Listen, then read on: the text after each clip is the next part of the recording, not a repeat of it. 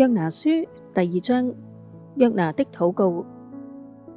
約拿喺魚腹中禱告耶和華佢嘅神，佢話：我遭遇患難，求告耶和華，你就應允我；我從陰間嘅深處呼求，你就俯聽我嘅聲音。你將我投下深淵，就係海嘅深處，大水環繞我，你嘅波浪洪濤都漫過我身。我話：我從你眼前雖被驅逐，我仍要仰望你嘅聖殿。諸水環繞我，幾乎淹沒我；深淵圍住我，海草纏繞我嘅頭。